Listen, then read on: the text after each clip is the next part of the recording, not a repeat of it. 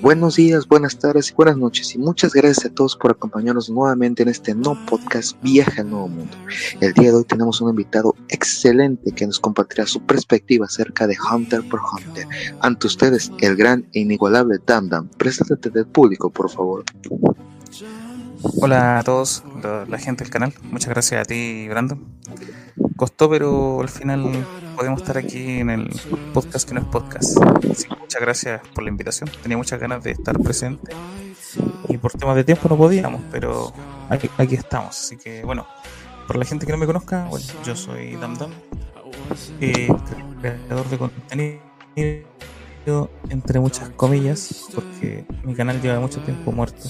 Por temas de tiempo no he podido subir videos, pero bueno, ahí estamos dándole de a poco. Muchas gracias a usted, Damdam, por estar aquí el día de hoy. Pero bueno, sabemos que tiene muchos proyectos de los cuales me gustaría que nos hablara un poco más adelante en este no podcast. Pero antes, cuéntenos, ¿cómo fue que conoció la obra de Hunter x Hunter? ¿Cómo fue que llegó a su vida esta gran obra?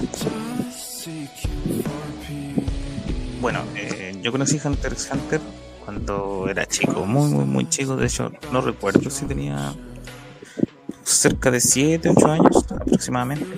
No calculo bien el tiempo, pero sí era muy chico. Resulta que como estoy de aquí de Chile, había un canal que transmitió Hunter x Hunter, la versión del 99 en ese tiempo, donde yo siempre veía el Club de los Tigritos, que se le llamaba acá. Lo daban por Chilevisión. Y resulta que en ese entonces habían varios animes que daban durante esa época. Y resulta que entre eso apareció Hunter x Hunter.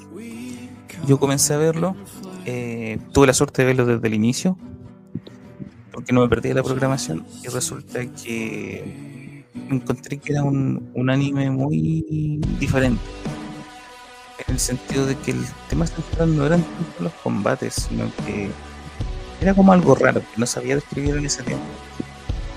Porque era como mezcla de aventura, habían 4 protagonistas, los protagonistas no eran los más fuertes, y eso me llamó mucho la atención. Y me terminé de enamorar de ese arco, no necesariamente cuando apareció el manga, sí, un poco también, pero más que todo cuando vi la habilidad que se convirtió en mi habilidad favorita, que son los Indoor Fish, cuando se estaban comiendo al asesino que había contratado la mafia de la subasta, y ver cómo se lo estaban comiendo vivo sin causarle dolor. Eso para mí fue como lo más importante y que me hizo enamorar de Hunter. Así conocí Hunter x Hunter siendo muy chico en ese tiempo.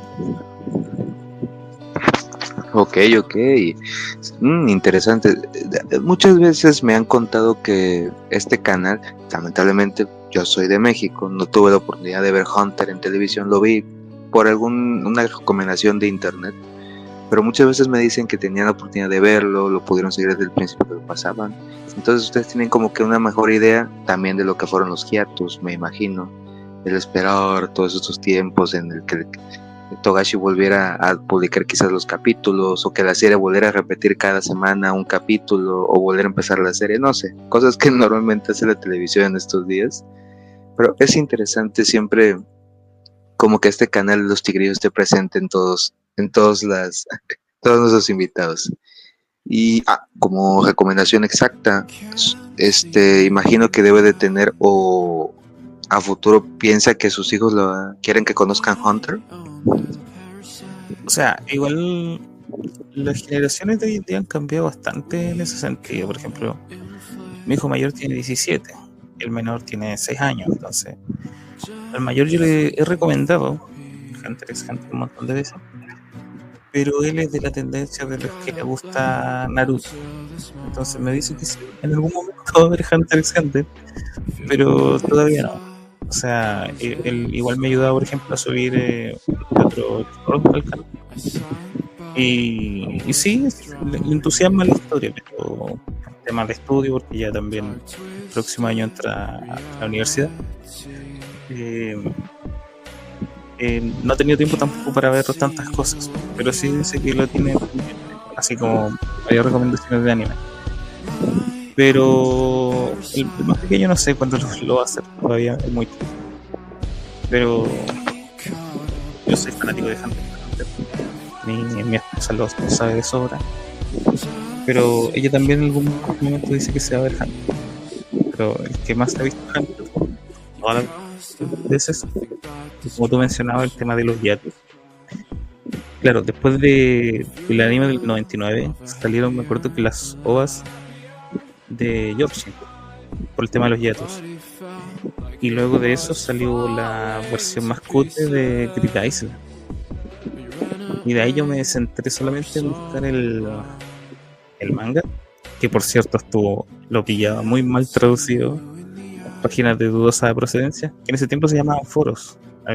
Entraba a foros, no me manejaba mucho en internet y lograba pillar traducciones muy malas, incluso a veces ni siquiera estaban completas. Claro, yo viví todos los hiatus habidos y por haber, así mismo como lo contó en su momento Camaleo. Como somos más o menos de la misma edad, vivimos los hiatus casi a la par. Ok. Siempre escucho de que la primera versión de Grid Island es mala. ¿Realmente es mala? Sin spoiler. ¿Cómo me dirías tú que es la versión? Porque todo el tiempo me dicen que es mala. O sea, a mí me gustó en su momento, no te lo niego. Pero que resulta que yo tenía otra perspectiva también, o en el manga se había hypeado mucho el tema de Grid Island, más con el manga. En el anime del 99 yo pensaba que Grid Island era casi como el continente oscuro en ese tiempo, sí, incluso el continente oscuro, porque te pintaban de un juego en el que puedes morir, y yo pensaba que era algo demasiado turbio, oscuro, y me encontré con el tema del juego de cartas, que no me pareció malo. De hecho me gustó mucho Grid Island. Yo le digo que es chafa, o más que nada por la animación, la calidad de la animación, aunque en ese tiempo yo no era para nada, por así decirlo, exigente. Pero sí, ahora con el tiempo, la animación deja mucho que desear. A veces los personajes estaban muy estáticos. A eso me refiero con que era, por así decirlo, chafa. También el estilo de dibujo. Si tú lo ves ahora, vendría siendo como algo de culto.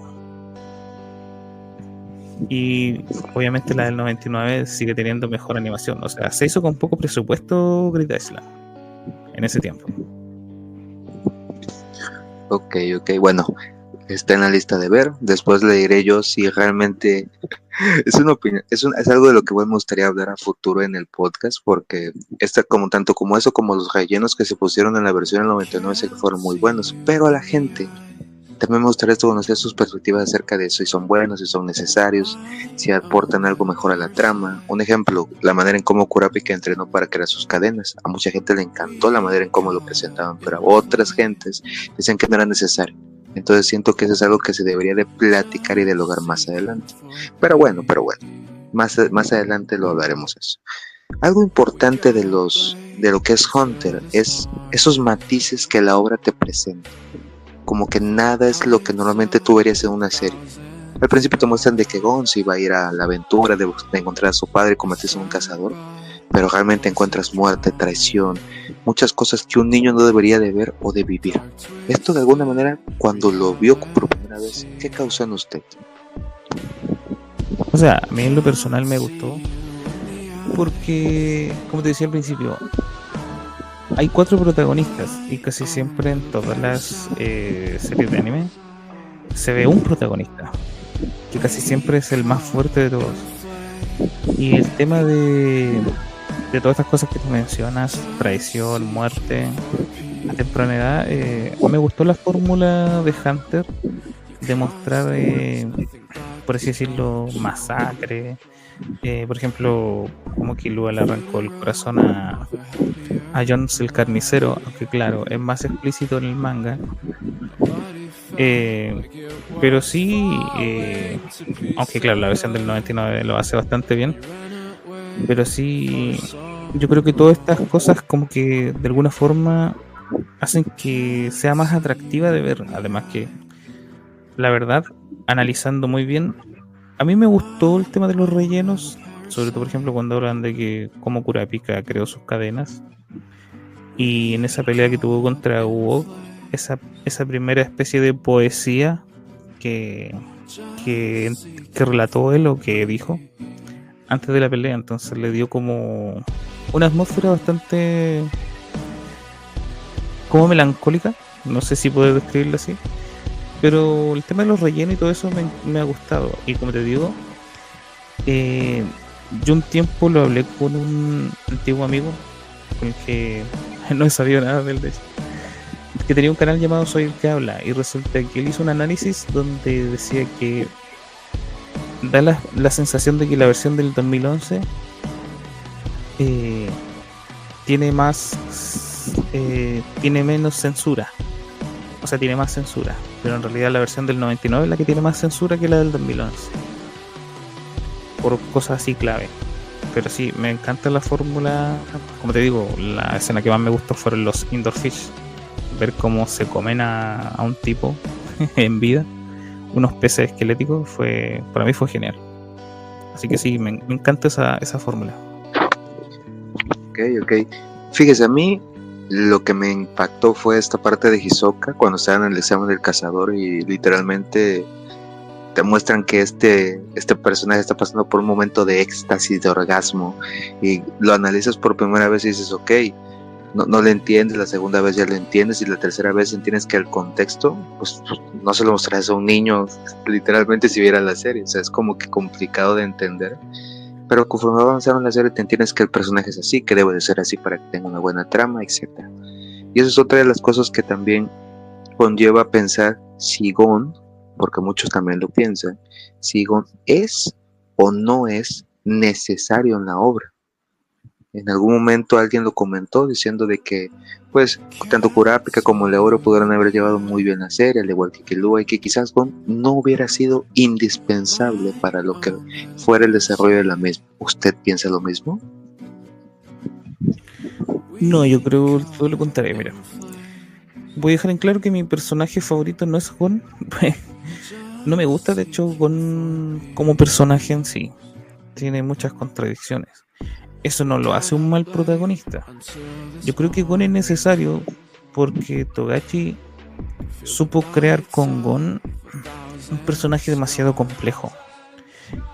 Y recuerdo las palabras que tuvo Cepile al decir de que no es que Cepile podía leer a la gente, podía sacar, por así decirlo, un perfil de cada persona. Pero cuando se refirió a Gon, dijo que Gon es el tipo de persona tan impredecible que es imposible de leer. Es una persona que no se puede leer. ¿Por qué? Porque yo principalmente creo que contiene rasgos psicopáticos. O sea, es un niño, sí, es un niño, se comporta como niño, tiene actitudes de niño, pero que también ha pasado por cosas de adulto, por así decirlo. El tema de la muerte, el tema de la venganza. Y es un personaje que lleva, por así decirlo, la trama, no dependiendo la trama de él, pero si tú quitas a Gon, yo creo que Hunter no sería Hunter, porque por él parte la motivación de convertirse en cazador, de explorar el mundo, de encontrar a su padre, y van pasando cosas en el camino donde siempre tiene que, en la mayoría de casos, él tiene que ver. El arco del río Dan tuvo que ver porque fue uno de los rehenes, cuestionó a Crollo, por ejemplo. Entonces yo no creo eso de que Gon es indispensable para la trama. Yo creo que Gon es necesario para la trama. Asimismo los demás personajes. Lamentablemente, y no me gusta decir esto, quizás el personaje al que menos partido se le ha sacado es a Leorio, y espero que tenga su desarrollo en el arco próximo, pero no estoy de acuerdo con lo que dicen de que Gon es innecesario. Ok, ya que sacó la pregunta, Leorio es cierto, no se ha aprovechado al máximo. En muchas ocasiones dicen que es el payaso de la obra, debido a que es el alivio cómico, etcétera. pero tanto yo como usted como muchos pensamos que su desarrollo es gigantesco. Un ejemplo fue cuando las puertas de la prueba en la casa de los Soldic se pudo abrir una de las puertas y la gente ya desde ahí podía ver, ok, tiene potencial, el desarrollo de su Hatsu, todo esto. Incluso Jin en su momento dijo, vaya, este tiene un gran potencial, pero hasta ahora no hemos visto como que ese gran potencial en acción. Entonces, ¿crees que el arco en el cual estamos o el que sigue, que es el más ambicioso de todos, el arco del continente oscuro, será el arco de Leorio que tanto esperamos? O sea, con Togashi nunca se sabe. Pero a mí me encantaría que el arco del continente oscuro fuese el arco de Leorio. Porque para brillar Gon ha tenido mucho. Tuvo el arco del examen del cazador, el arco del Coliseo del Cielo junto con Killua, el arco de la familia de Killua, el arco de Nánica. Killua, por ejemplo, brilló bastante ahí. Las hormigas quimera con Killua. En el arco de York fue de Kurapika. El arco actual es prácticamente de Kurapika. Entonces yo creo que a Leorio no se le ha dado cabida, y yo creo que este sería un buen momento, el arco del continente oscuro, para que saliera a relucir el potencial que tiene Leorio. Así que yo creo que este debería ser el arco de Leorio. Ojalá fuese el arco de Leorio, porque de los 4 personajes, Leorio es mi favorito, de hecho. Ok, yo también espero lo mismo, espero que Togashi le dé el papel que se desempeñe. Muchos lo comparan con el otro personaje que también es de su otra obra, Kuwabara, en este caso de Yu Yu Hakusho. Dicen que hay ciertas similitudes en los personajes, yo aún no puedo dar una opinión en este caso. La voy a reservar para una futura edición, pero antes de adelantarnos a eso, hay algo igual importante en Hunter, que son estos arcos. El cazador, el arco de la familia Soldic, Yorshin, etcétera. Hasta ahorita, ¿cuál podría decirme usted que es su arco favorito y por qué? Mi arco favorito, bueno, contrario a lo que mucha gente podría decir, mi arco favorito podría llegar a ser el arco del viaje al continente oscuro o de los príncipes, pero mi arco favorito sigue siendo el arco de York. Las razones es porque es un arco, para mí, un arco muy completo, donde no pasa lo que nosotros esperamos que pase, como en otros animes, donde se enfrentan las arañas, donde se enfrenta Kurapika, donde se enfrentan los Soldic también, y donde nosotros pensamos que todo va a terminar en una conclusión donde los buenos van a ganar. Y las cosas no son así. En Hunter siempre las situaciones son más complejas. El mismo hecho de encontrarnos con Neon Nostrade, que marcó, por así decirlo, un punto de inflexión en este arco, porque no solamente con leerle la fortuna a Crollo se decidió el resto de situaciones.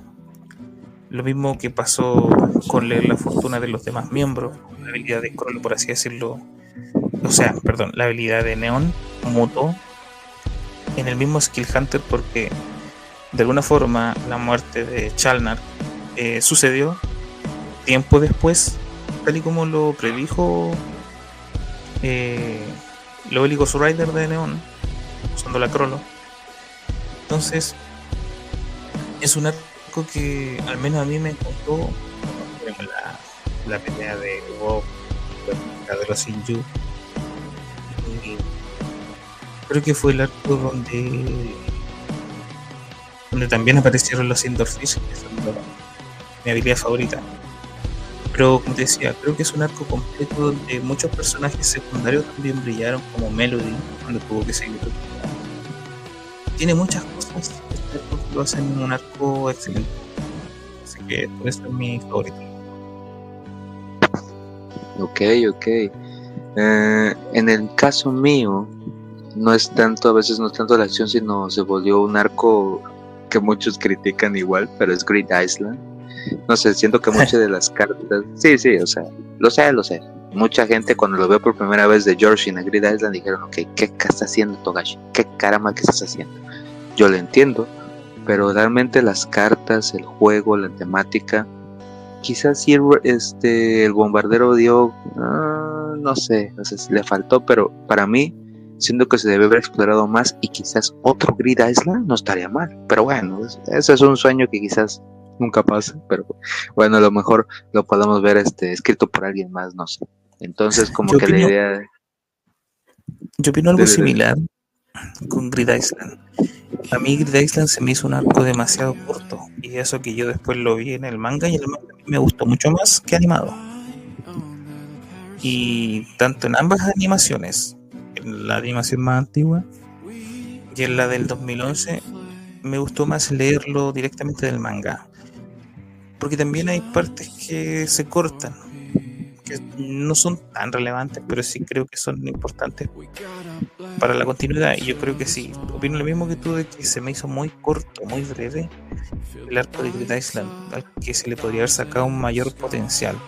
Se podría haber jugado más con Razor. Imagínate un enfrentamiento entre las arañas y Razor en un juego de quemados. ¿Qué hubiera pasado? O haber enfrentado los bombarderos contra Phaeton y Finks, por ejemplo, que se hubieran encontrado, o que se hubieran encontrado con Hisoka. Había muchas piezas en un mismo tablero que se podrían haber utilizado de mejor manera, a mi forma de ver. Yo creo que igual esto pasó quizás porque, no sé, a la gente no le gustó tanto el tema de cartas. Pienso yo que a muchos no le gustó, a mí me gustó mucho, y creo que se expandió mucho el tema de los diferentes usos que se le dan al nena a través de las cartas. Así que opino similar a ti. Así que no te culpo porque sea tu arco favorito. Gracias, gracias. Es bueno saber que tengo su respaldo, Dan. Más que nada porque hay muchas cosas, como decimos, las cartas son muy interesantes, varias tienen habilidades interesantes. Y como y es cierto, vamos a decirlo así, quizás no centrarse tanto en Gon o Killua jugando. Los buenos ejemplos que dio usted, excelentes, y son situaciones que se hubieran dado de una manera muy sencilla y práctica. Entonces, no sé si en algún momento Togashi ve esto, o sea, Togashi, ya sabes, ya tienes la idea, es la realidad. No sé quién se lo va a traducir, pero amigo, ya sabes qué hacer, o sea, tú dale la idea. Pero, exacto, exacto. Pero bueno, algo importante también de Hunter, que nos mostraron muy después, es esta parte de que el mundo conocido era algo tan pequeño, y luego te hacen ver de que hay un mundo extremadamente grande, que es esta parte del continente oscuro, la introducción del continente oscuro. Cuando llegó este arco, esta nueva tierra, esta nueva idea de que el mundo no era como se lo pintaban, ¿qué pensó, mi estimado Dan? ¿Qué fue lo primero que le pasó por la mente? Bueno, lo primero que me pasó por la mente es cómo lo va a hacer Togashi para desarrollar el arco. Porque un arco que se desarrolla en un terreno tan extenso como lo es el continente oscuro, con tantas cosas que explotar, por así decirlo, va a ser algo muy complejo. Y, por ejemplo, estamos actualmente en el barco ballena, que es un contexto muy cerrado, con muchos personajes que aún así creo que cuesta mucho hilar una historia que no deja fuera ninguna trama. Está la trama de las mafias, la trama de los príncipes, la trama de los zodiacos. Por otro lado, entonces, los Heili, las arañas, Hisoka. Entonces, si ya aquí a mucha gente le costó, yo leí que a mucha gente le costó, como, por así decirlo, conectarse con el capítulo, tratar de seguir la línea más continua. No sé qué irá a pasar con el continente oscuro, y esa fue la primera impresión que tuve yo. ¿Cómo lo va a hacer Togashi para armar el continente oscuro en narrativa? Ok, ok. Por ejemplo, en mi caso, cuando me lo mostraron, e incluso en la versión del 2011 te dan este ejemplo como que este gran árbol rodeado de monstruos y todo eso, yo me quedo, ok, pues no creo que esté tan lejos. Esa era mi idea. Luego me muestran el mapa y digo, ¿sabes qué? De aquí a un siglo, yo digo que sí llegamos. Es como que te pones a pensar en las dimensiones de los personajes y te quedas pensando en que es muy difícil. Y luego te muestran las calamidades y te quedas, ok, extremadamente difícil. Y luego te dicen como que un plus ultra de que solamente esas cosas están en la orilla. Entonces, ok, hay tantas cosas que te está mostrando el continente oscuro, pero ¿qué es lo que usted no quiere ver en el continente oscuro, mi estimado? ¿Qué es lo que usted diría, sabes que esto ni en broma ni en juegos yo lo quisiera ver ahí en el continente oscuro? Bueno, yo lo que no quiero ver en el continente oscuro es a Gon y a Killua, y mucho menos a Kaito. Eso es lo que no quiero ver en el continente oscuro en cuanto a personajes. Pero por lo demás, estoy abierto a muchas posibilidades de lo que ya vi, de lo que se muestra en el manga, de lo que puede ser el continente oscuro. Hay muchas cosas que me gustan. Me gustaría ver cómo le llama el guardia de la puerta, qué aspecto tiene. Pero sí, lo que no quiero ver a Gon y Killua o a Kaito viajar para llegar al continente, porque pienso que este arco debe ser de Leorio.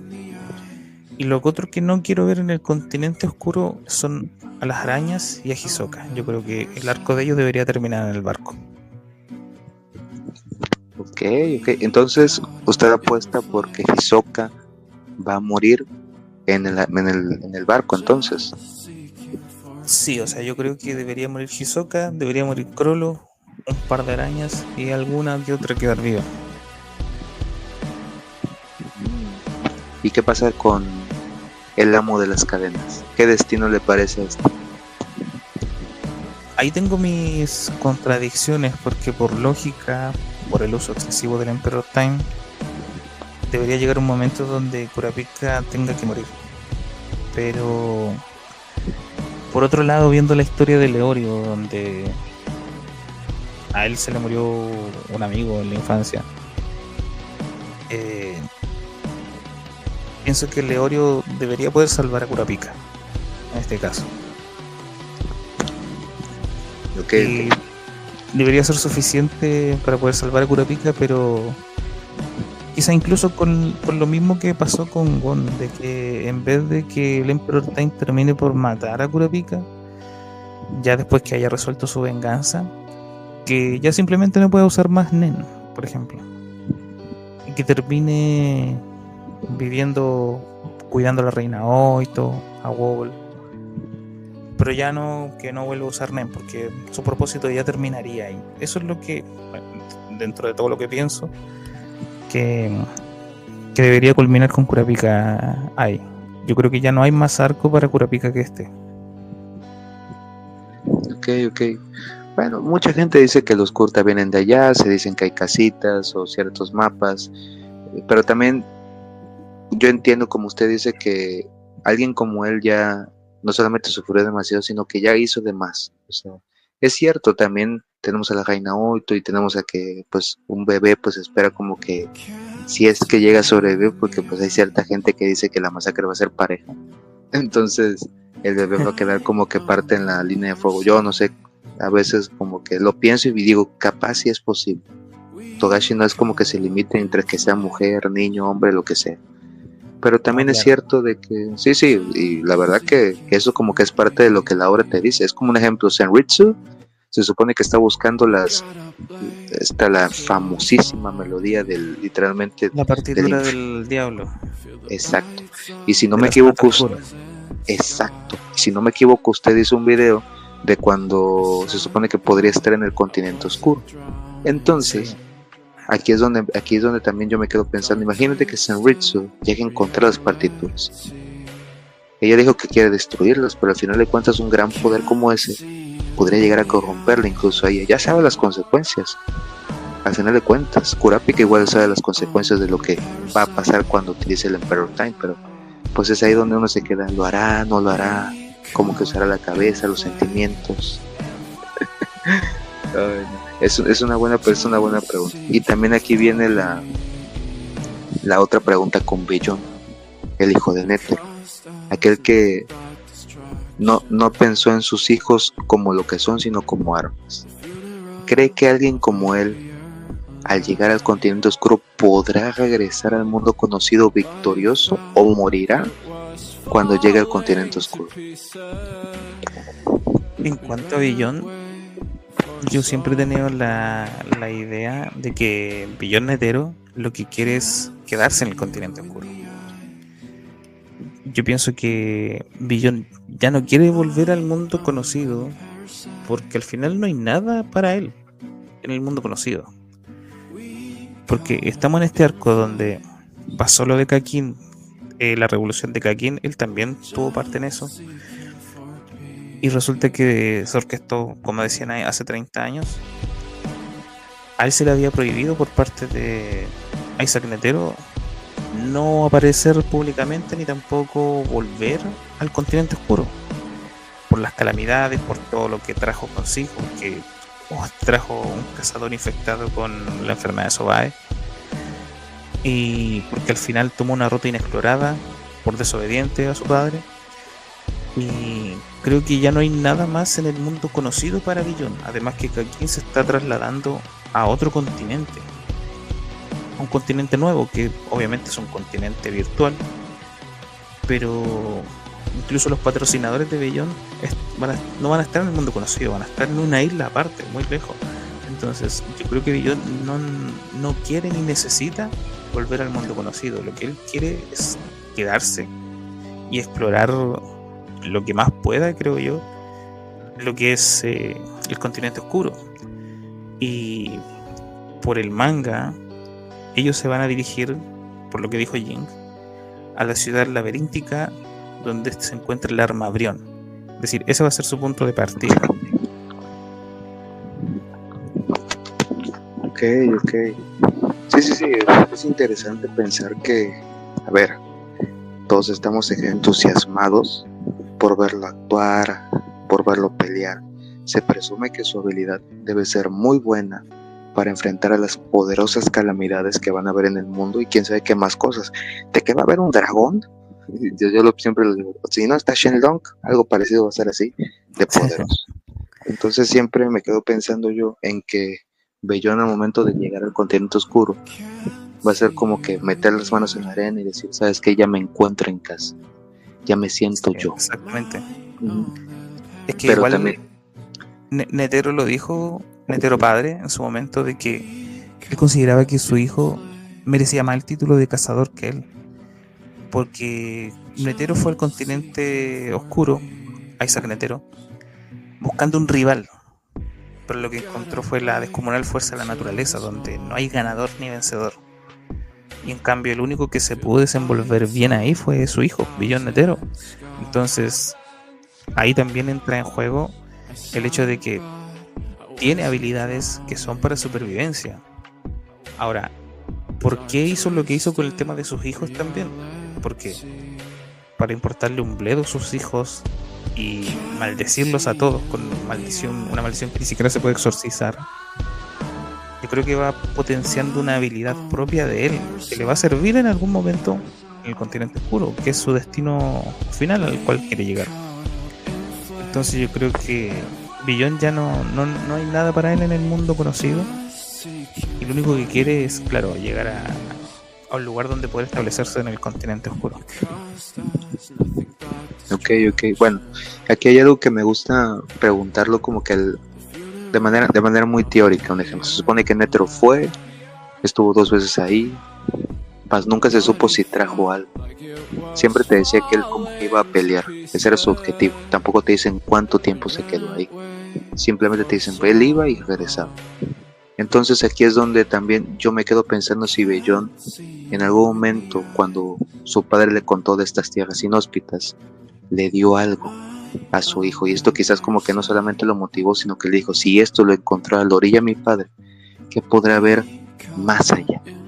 Entonces también como que esa motivación de un padre, un hijo para que busque la aventura, siento que también fue como que parte de la culpa de lo que pudo haber encontrado Bellón allá.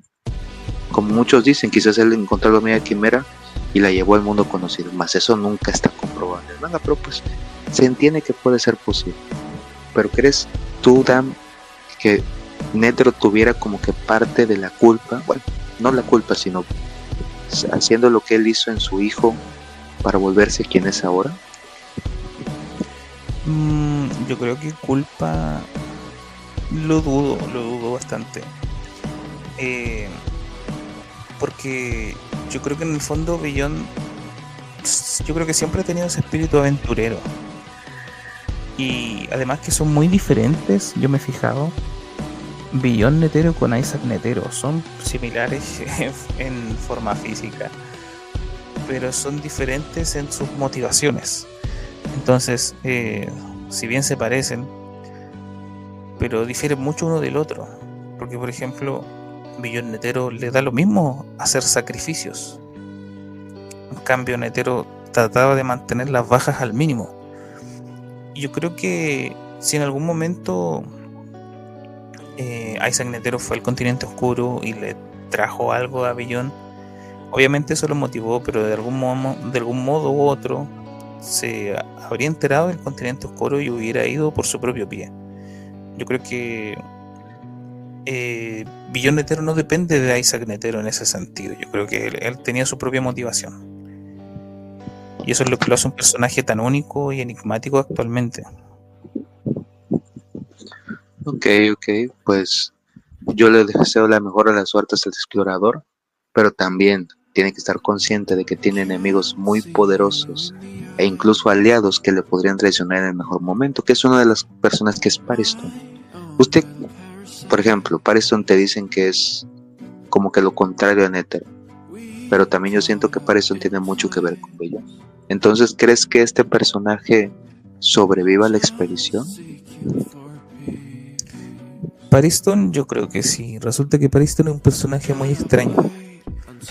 A mí siempre me pareció un personaje un tanto raro desde el momento que se presentó, porque es como esos personajes que dice Sepiri, es difícil de leer, pero el tipo es como muy sociópata, muy psicópata, no sé cómo describirlo. Yo creo que psicópata quizás sea la mejor forma, pero a la vez es como educado. Entonces yo creo que a Pariston no le conviene traicionar a Beyond Netero,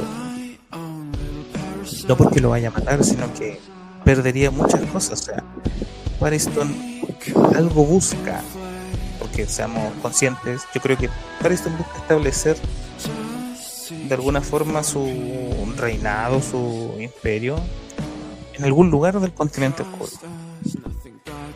Ser algún líder económico, mundial. Yo creo que él incluso cree que se puede colonizar el continente oscuro, porque es muy ambicioso. Imagínate que se llevó las 5000 hormigas quimera, los capullos que estaban a punto de erosionar. Entonces el tipo cuenta con muchos medios, y como dijo Jin, que no importa si a Pariston le hicieran daño físico, él va a seguir sonriendo.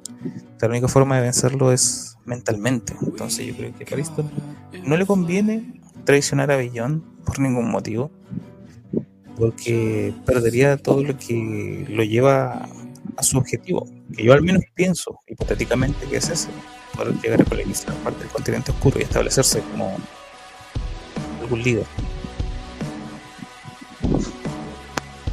Ok, eso es una perspectiva muy interesante. Vaya que estamos esperando que esos personajes se peleen.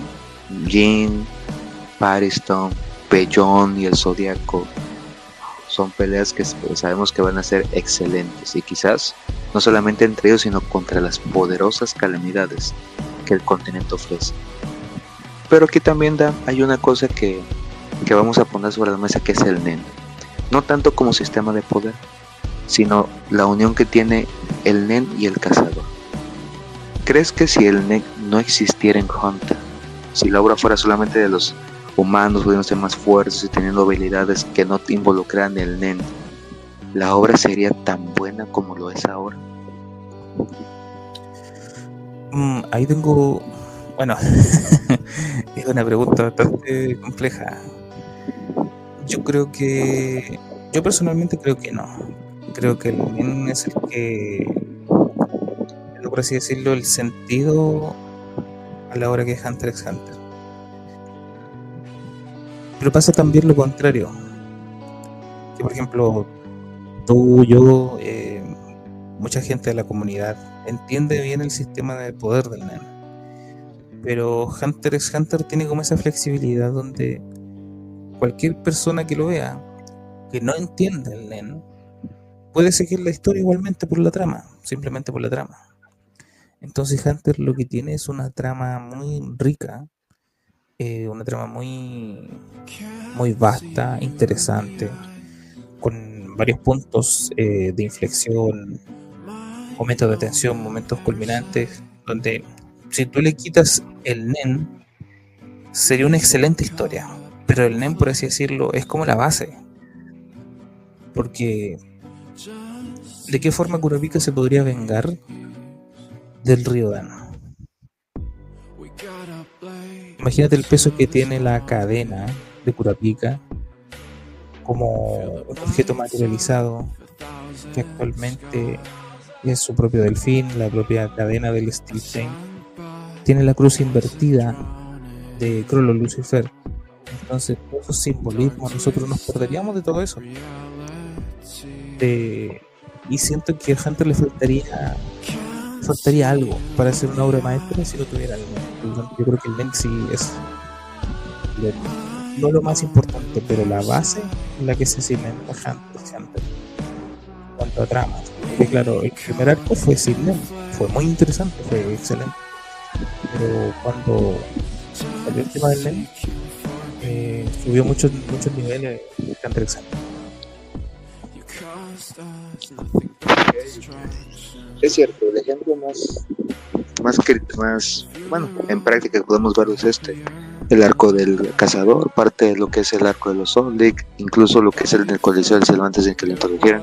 Y eso me lo puse a pensar, como que si Togashi no hubiera hecho todo esto, hubiera sido como que una buena historia, como usted lo dice, pero también siento que varias cosas. Un ejemplo es la parte de que me gusta utilizar Grid Island, como que Grid Island hubiera pasado más desapercibido, sabiendo de que todas las cartas fueron creadas con NEN, que hay usuarios excelentes que crearon las cartas y que también hay condiciones que pueden hacer que una habilidad se volviera muy poderosa. Entonces es como que si no lo tienes, no podrás hacer grandes cosas, pero si lo tienes, las limitaciones se vuelven casi infinitas. Excelente respuesta, ¿no? Y también aquí es donde las condiciones se ponen interesantes. Como parte final de lo que es este podcast, mucha gente habla acerca de Illumi Soldic y del contrato que tiene con Hisoka. Muchos dicen que el matrimonio. Exacto.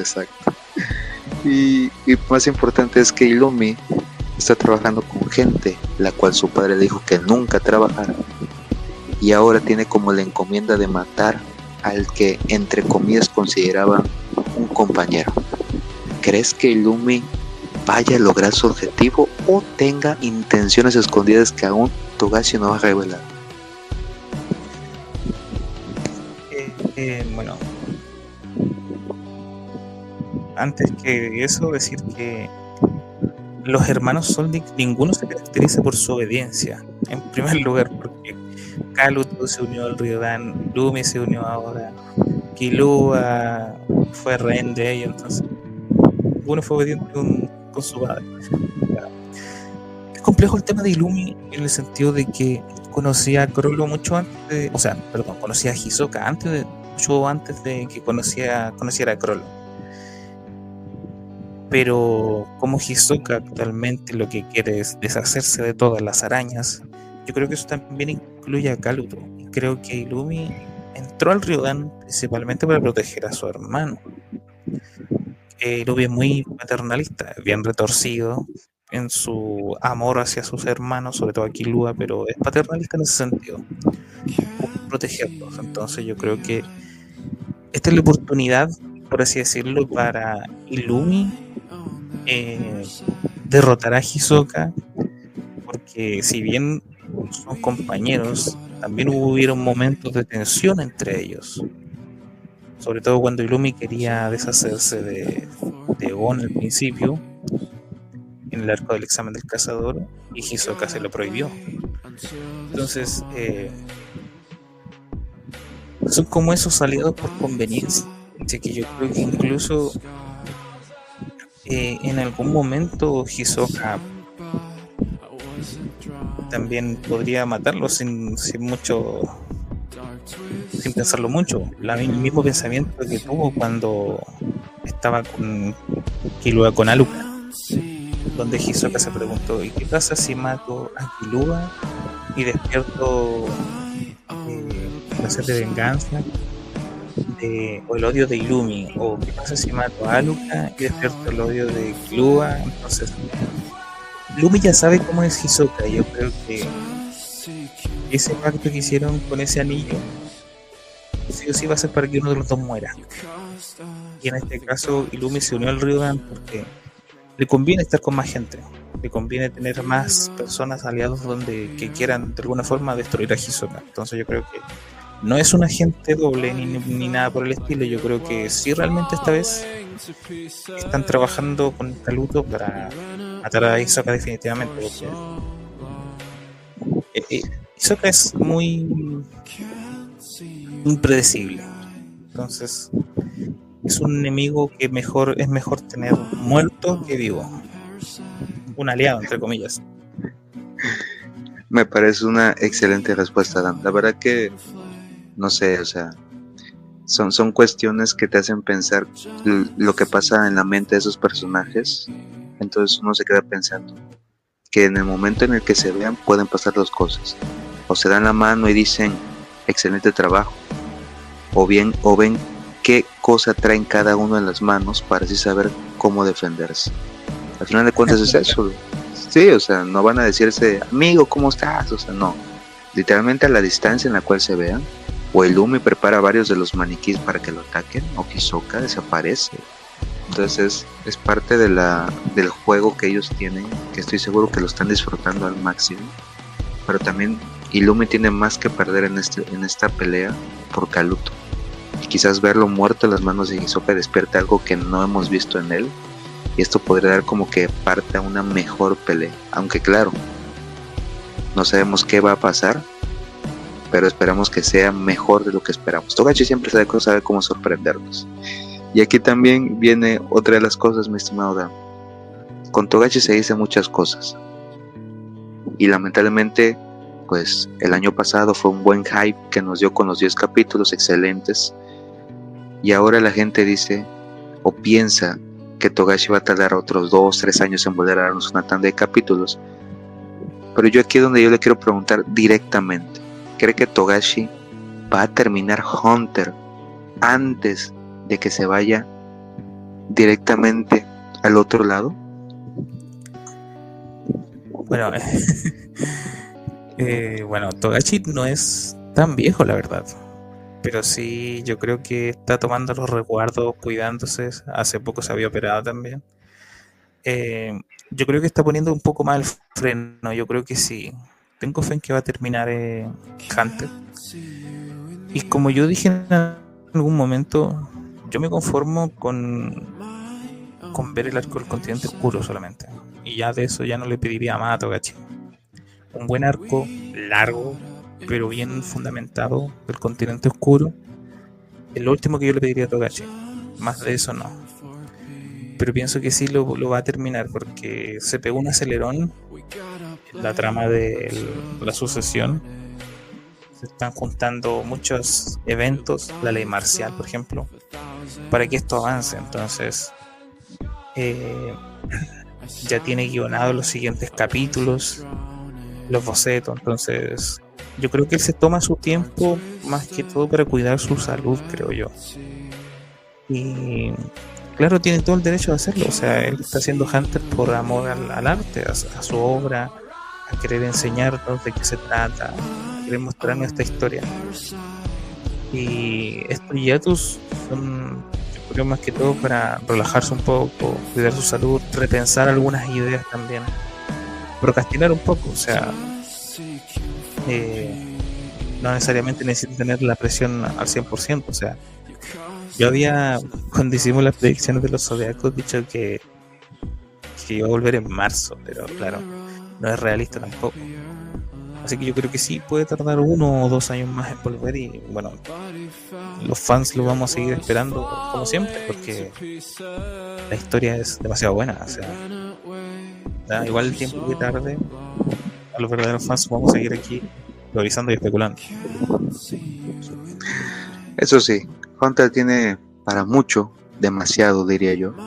Y sí, la verdad que me cuesta hacer esa pregunta porque me quedo pensando en todo lo que ha hecho, todo lo que se ha dicho, todo lo que se ha teorizado. Y sí, la verdad que no quiero ser como aquel que ponga la pala y la piedra, porque no sería lo correcto. Pero, Claro, pero me el gustaría. verdugo. Exacto. Pero pues tengo que hacerlo, es parte del trabajo. No, Pero es la situación, mi estimado. Es como cuando yo le pregunto, ¿qué príncipe cree que gane? Y usted me diría, no, pues va a ganar, en un ejemplo, Serenich. A pesar de que es el villano de la historia, puede que este sea más inteligente que todos y busque la manera en cómo darle la vuelta. Y si Togashi lo hace, pues obviamente será porque puso las razones correctas en el personaje. Sabrá cómo darle la vuelta a todo eso. Y las teorías pueden ser ciertas y todo eso. Pero también muchas veces, pues a veces tarda, pero pues no hay como problema.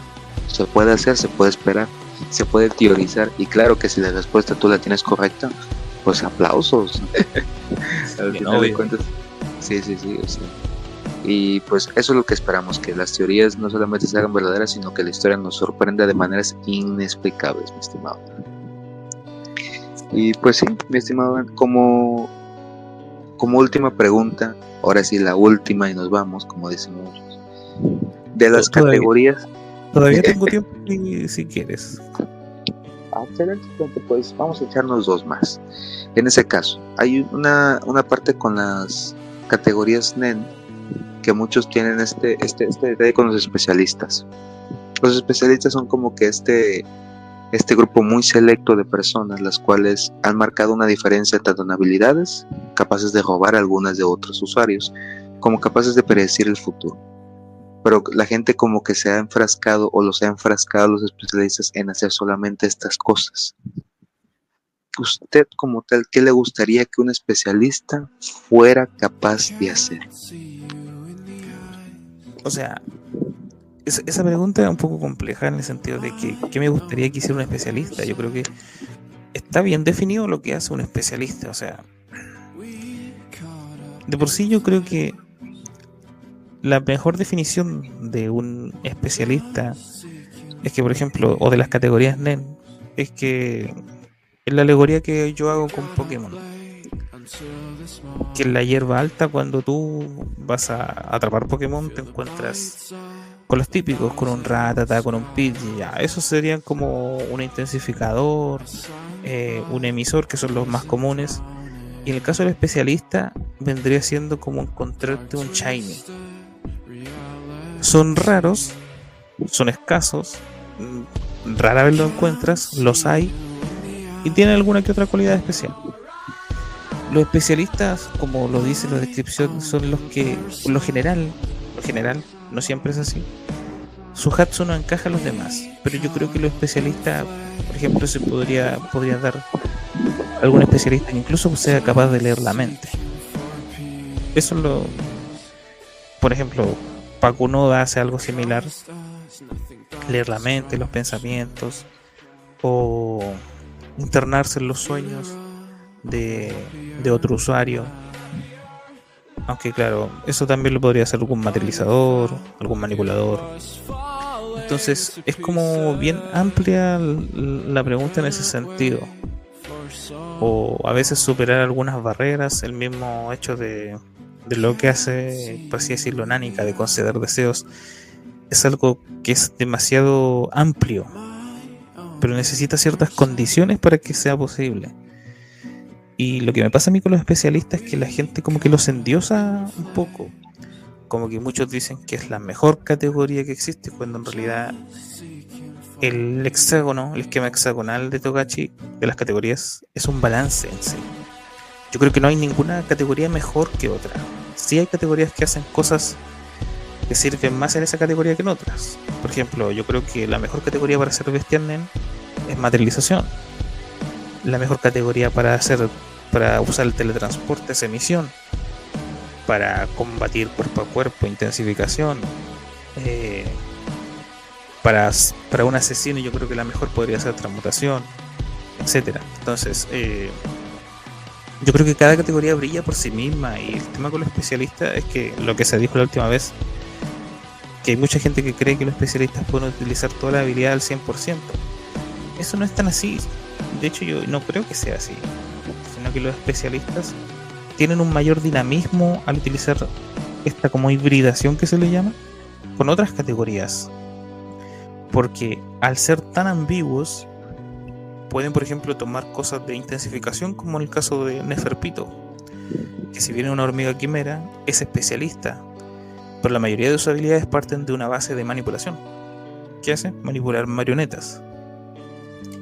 Una marioneta que es capaz de intensificar su cuerpo, como Terpsícora.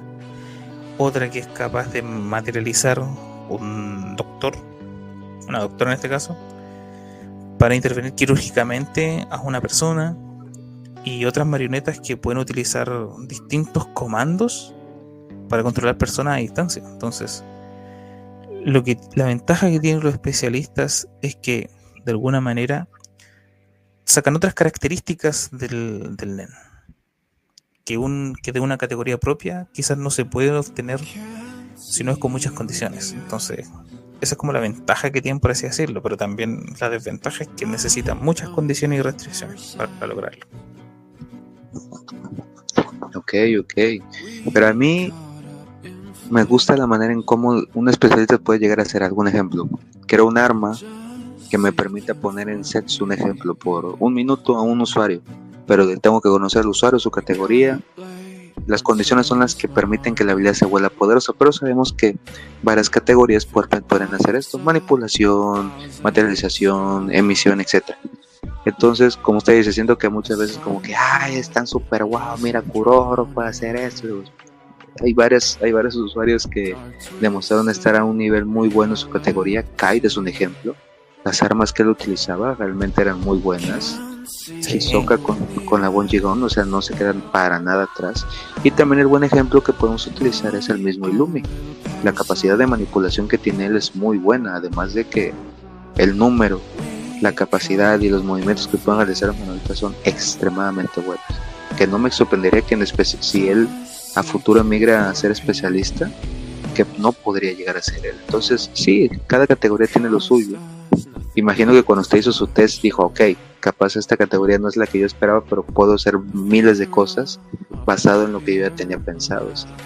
Hay cosas que te permite conocer que te permite como tal conocer. Sí, porque imagino que en un momento, por ejemplo, si usted sale intensificador y uno de sus hijos sale especialista, es como que tú no eres mi hijo, ¿quién te cambió? Entonces es como que rápido la pelea, porque se dice que es la dualidad, pero pues entiendo, se entiende el No, o sea, porqué. en ese sentido, yo estoy conforme con mi categoría, que en este caso es de manipulador.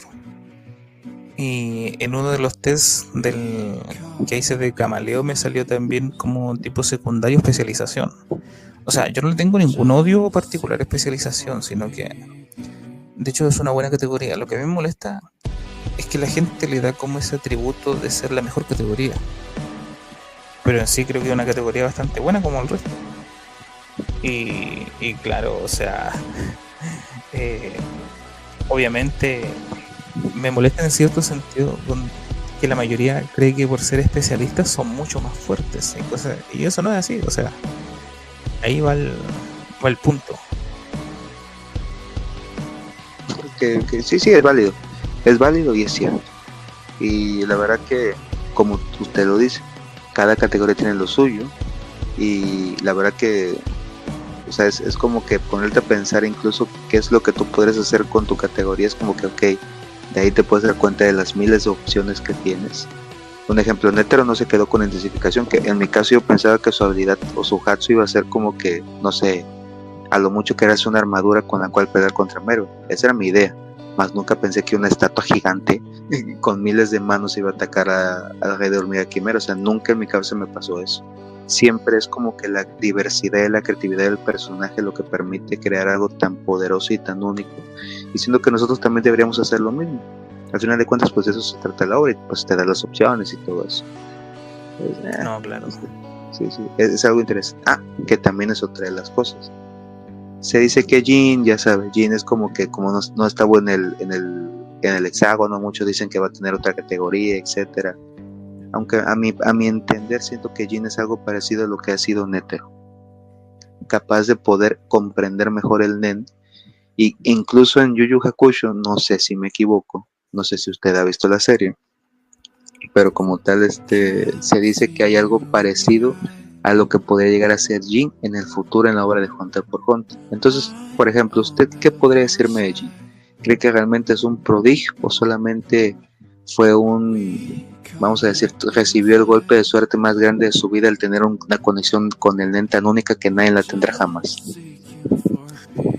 O sea, yo creo que Jin es un buen usuario. O sea, el manga te dice que ahora mismo tiene, por así decirlo, un antepasado que exploró el continente oscuro, que escribió el libro del este, del oeste, seguramente lo está escribiendo, que es Don Freaks. Pero yo no creo que Jin sea, por así decirlo, algo que esté fuera del nen. Y aquí quiero aclarar algo que en su momento lo dijo Camaleo cuando estuvimos hablando tiempo atrás, de que los datos que salieron del nen actualmente son de un borrador de Togashi. Y resulta que si vemos bien la parte de arriba donde sale como escrito el lápiz grafito que hizo Togashi, no aparece Jin, ni adentro ni fuera del gráfico, no aparece. Y en el gráfico exterior, donde Jin aparece abajo, eso lo añadieron los de la revista. Por lo tanto, eso no nos dice nada de que Jin está dentro de la categoría, sino que fue algo así como para hypear solamente. Pusieron los de la revista. Pero Togashi no lo hubiera puesto, yo creo que para no dar spoiler de su habilidad, de su tipo de nen, no le quiso poner. Pero los de la revista fue el que lo pusieron afuera del hexágono. Pero obviamente yo creo que Jin incluso podría ser intensificador, quizás especialista, no se sabe. Me cuesta especular. Yo diría que intensificador por la herencia que a veces tienen algunos personajes de heredar la categoría de sus hijos. No siempre es el caso. Pero yo creo que Jin obviamente está considerado como uno de los mejores 5 usuarios de NEN porque entiende el NEN de alguna forma muy compleja. O sea, quizás entiende todos los conceptos asociados al NEN, los diferentes usos que se le da al NEN. Pero yo creo que un personaje perfectamente se puede combatir, un personaje que se puede vencer, un personaje que no es todopoderoso. Así que sí, creo que es un prodigio, pero no un super dios, por así decirlo, del NEN. Lo escucharon aquí, señores. Jin es un humano, no es un monstruo, como muchos lo especulan. Sí, es cierto, es cierto. La verdad que, no sé, o sea, te lo pintan tan bonito y pues la verdad que espero que sea algo muy bueno. Hasta el día de hoy no ha habido personaje misterioso que no se vende humo en la obra de Hunter. Es como Jairo, un ejemplo. Jairo dicen que va a ser como que un enemigo formidable, más por lo que podría llegar a suceder en el mundo conocido, más que no hay cazadores a la altura, entre comillas, de lo que puede llegar a pasar. Entonces como que se tiene eso también expectante. Se tiene también la idea de que, en este caso es como parte de la última pregunta, que es acerca del buen Don Freaks. El Don Freaks lleva siglos en el continente oscuro y solamente está investigando la orilla. ¿A usted le gustaría ver a este personaje vivo en el continente oscuro? ¿O le gustaría ver a este personaje, un ejemplo, una casa en la orilla del lago Mobius? Entras a la casa, ves un montón de mapas, notas, escrituras y al fondo ves un cuerpo, sin vida y con un libro sosteniéndolo a mitad de escribir, sabiendo que el mismo continente lamentablemente tuvo que acabarlo. ¿Qué escenario le gusta más? Yo creo que el escenario yo creo que el escenario de un personaje vivo, pero con una cierta diferencia. Más que un personaje súper fuerte, yo creo que un personaje enfermo por una calamidad que no lo deje morir. Muy parecido a la enfermedad de Soae, puede ser, de que el hecho de que tenga esa inmortalidad no sea porque él haya ingerido algún grano especial como el nitrograno, sino que sea por una enfermedad, por una maldición que le habrá que se le habrá impuesto en el mismo continente, y que sea un personaje marginal, que no sea el personaje que todos creemos, oh, gran, poderoso, sino que sea un personaje marginal que de alguna forma escribió el tema del continente oscuro para advertir a la humanidad de no ir a ese lugar, para dejar registro de todas las atrocidades que hay ahí y advertir a la gente de que no se acerque. Ese personaje quiero ver yo, un personaje vivo, pero un personaje, por así decirlo, con ganas de morir. Uy, eso sería muy bueno de ver, que se abalanzara sobre Bellón y dijera, sácame de aquí, sé que tú tienes el poder para matarme. O como que te mostraran muchas cosas, como que su mismo cuerpo, las veces que intentó, pues aunque suene duro, quitarse la vida, o demostrarle que quizás que la aventura más grande no es para nada lo que esperas. Porque yo también me lo imagino así. También yo me lo imagino de una manera que ya no es un humano. Me lo imagino como que más, como un individuo que pasó por tanto. Al principio de la aventura quizás sí fue, no, mira, aquí estoy haciendo todo esto y llevé la primera parte y no me costó tanto. Pero es como muchos dicen, del otro lado puede ser un arcoíris, así algo tan tranquilo que ni te lo esperas, o puede ser el infierno multiplicado por 1000. Así que el personaje no es como, es un humano. Así tenemos que decir, es un humano que puede sufrir tanto, y imagínese si no muere. O sea, ¿qué no haría? ¿Qué no darías por morir, por descansar al fin? Sí, de hecho yo creo, incluso tengo como una teoría de que ese tal Don Freaks no es más que una proyección del mismo Togashi escribiendo Hunter. Creo yo que ese personaje lo hizo pensando, esto es muy personal, creo que el personaje de Don Freaks es como decía, una proyección que tiene Togashi del mismo, porque te lo muestran como alguien que escribió sobre la orilla del continente oscuro, donde hay calamidad, donde hay cosas, pero que todavía no puede terminar su obra, no se ha encontrado la otra parte, está inconcluso, hay una parte que no se puede leer todavía. Entonces yo creo que es como eso, en el fondo, que ese personaje simboliza mucho lo que es hoy en día el autor, de que es algo que todavía queda mucho por ver, por descubrir, que no se va a acabar todavía, que no se puede acabar. Un personaje, por eso te digo que quizás es un personaje enfermo, porque Togashi ha estado durante todo este tiempo batallando con su enfermedad para de alguna forma poder terminar Hunter x Hunter, darle un buen final. ¿Y cómo será quizás su desesperación en algún momento? Que dio un final. ¿Te acuerdas del final que había pasado? Que dijo que Gon al final iba a ser un gran Hunter y que su nieta iba a terminar comiéndose al Señor del Lago, etc. Entonces yo creo que Don Freaks vendría siendo la proyección de Togashi. Me gusta y la verdad que pensándolo más a fondo te permite, sí es cierto, la verdad que Togashi sufrió, pues ha sufrido y ha estado sufriendo, sabemos que no es fácil para alguien, vamos a decirlo así, no puedes ni siquiera estar sentado y poder escribir 10 minutos sin que tu cuerpo mismo te diga, sabes que ya no quiero más. Entonces sí es complicado, sí son cosas que te hacen considerar mucho ok, tómate tu tiempo, hazlo a tu ritmo. Creo que incluso lo decían con escribir Yu Yu Hakusho, que a veces era tanta la presión que ni siquiera podía dormir. Y había días en los que estaba directo y no podía y seguía escribiendo para ver si de alguna manera al cansarse pudiera él caer así rendido, pero no podía porque algo por dentro de él le decía, si no terminas, al final de cuentas nunca vas a saber si fue tan bueno como lo pensabas. Entonces como que sí es cierto, son cosas que podrían llegar a entenderse, pero la manera en cómo lo dijo es profunda y muy buena. Es una buena manera de analizar el personaje. Es buenísima. Esta información vale millones, jóvenes. La voy a anotar porque gracias, es una buena. Sí. Claro, son pensamientos de un fan de. Ay, Dios mío. Pues, mi estimado Dan, dígame usted cómo se sintió en este podcast. ¿Qué le pareció? ¿Qué opina acerca de eso? Bueno, yo me sentí bastante bien, bastante cómodo. Brando, muchas gracias por la invitación. Y bueno, la gente no sabe muy bien, pero nos costó mucho cuadrar una hora. porque no tenía tiempo, o sea, nunca me quedaba tiempo, me queda muy poco tiempo por temas de trabajo, por la familia, entonces me queda soy muy escaso de tiempo, que de hecho estamos grabando esto en la madrugada. Así que no, muchas gracias por la invitación, Brandon, y también me quiero dar una licencia, no sé si tú me permites. Claro que sí, la que usted necesite.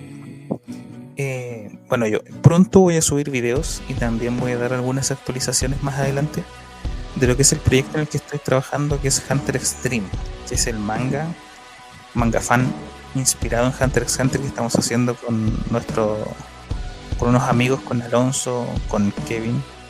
Así que mandarle un saludo a ellos cuando vean el podcast.